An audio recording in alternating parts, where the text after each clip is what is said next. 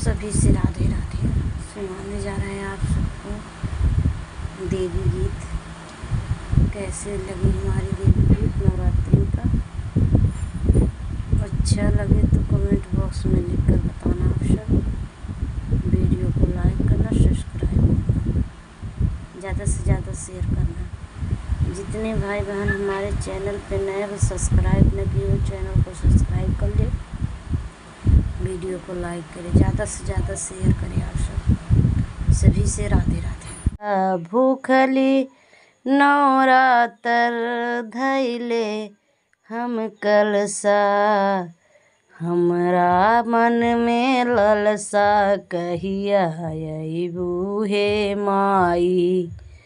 हमरा मन में ललसा कहिया अइबू हे माई।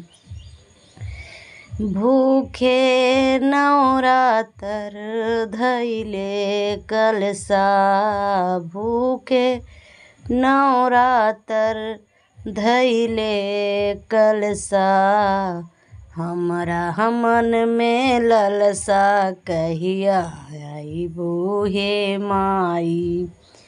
हमरा मन में ललसा कहिया अइबू हे माई। मन के श्रद्धा के कहिया पुरऊ हे माई।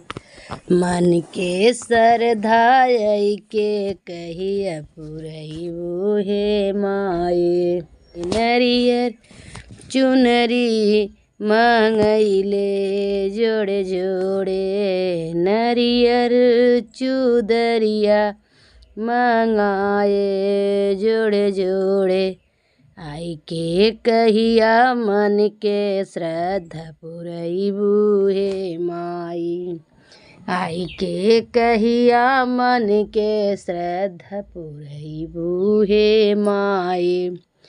भूखले नवरातर धैले कलसा, भूखे नवरातर धैले कलसा, मन में हमरा ललसा कहिया अइबू हे माई।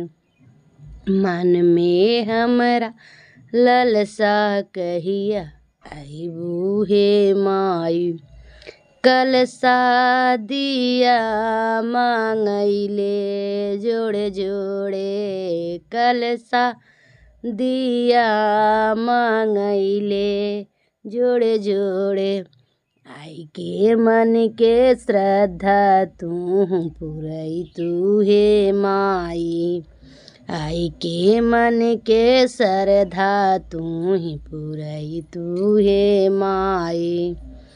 भूखे नवरातर धैले कलसा, भूखे नवरातर धैले कलसा, मन में हमरा ललसा कहिया अइबू हे माई।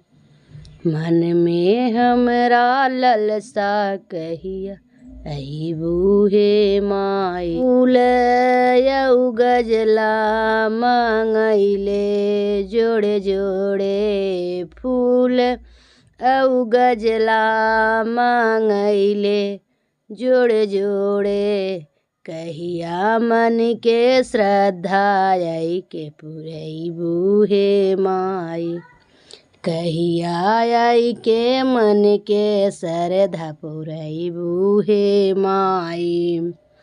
भूखले नवरातर धैले कलसा, भूखे नवरातर धैले कलसा, मन में ललसा कहिया अइबू हे माई।